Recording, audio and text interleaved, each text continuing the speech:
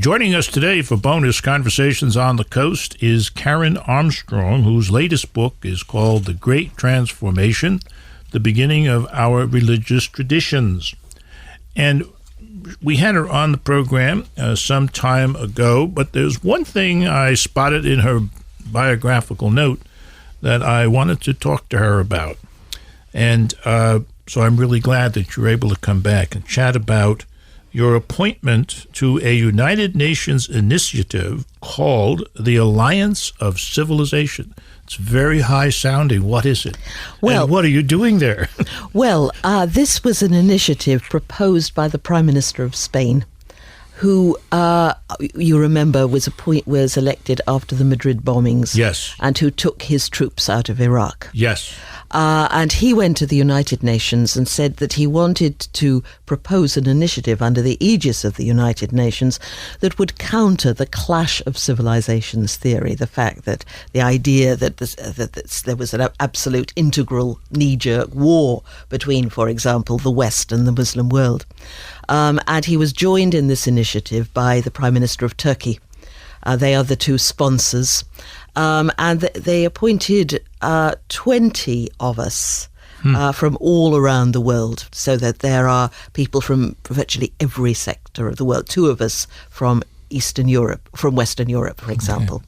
And the idea is that we should, in the autumn of this year, we should give our proposals, concrete proposals, to member states as to how to prevent the build-up of hatred and misunderstanding within their own countries, so that, for example, the media, how the media should actually report the news, the idea of youth education, and also politics. We are just about now to have a discussion of the political ramifications of the current tension. One of the phrases you might be trying to downplay or get rid of is the clash of civilizations. Yes, this has had enormous popularity, but it's actually not very, very helpful for us. And indeed, when Huntington and I were on a panel together some years back, he admitted he didn't know actually very much about Islam. There is no inherent reason why the Muslim world can't get on with the West.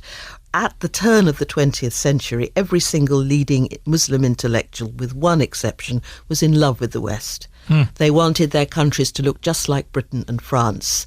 Many of them said that in their modernized cities and countries, and their modern economies, the modern West had come closer to the spirit of justice and equity in the Quran than Muslim countries. There's a very famous story. This is at the beginning of the 20th century. Yes. There's a very famous story about the Grand Mufti of Egypt, Muhammad Abdu, who hated the British occupation of his country, but was very much at home with European culture and Europeans. And after a trip to Paris, he came back to Egypt, and he said, in Europe, I saw Islam but no Muslims. Here in Egypt, I see Muslims but no Islam. And and it is very poignant now to read this early enthusiasm for the West. They clearly saw modernity, Western modernity, as something very congenial. And it's largely been destroyed by, I think, Western foreign policy in these countries, which has destroyed this early enthusiasm. Other than the obvious preemptive strike into Iraq, what other aspects of Western foreign policy are causing the problem? Well, I think colonialism was a great scar, and a lot of the problems we're having stems from that huge colonial disruption. Then there were problems like the Suez Canal crisis. There's the ongoing Arab-Israeli conflict, where the very often the Muslims feel that the Palestinians were not given a fair hearing or fair treatment. There've also been the fact that in our desire to get cheap oil, We have often promoted all kinds of disastrous rulers, such as the Shahs of Iran or Saddam Hussein, indeed, initially, who have oppressed their people and caused huge disruption in this region.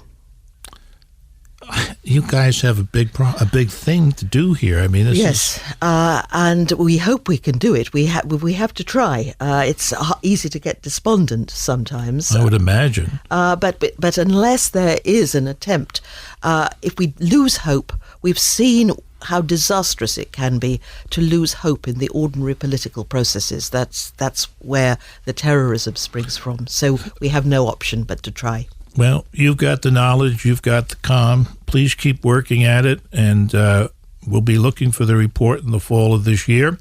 And our guest on Bonus Conversations on the Coast has been Karen Armstrong, the author of The Great Transformation. Follow us on Twitter at Jim Foster COC, or send an email to jimfostercoc@gmail.com.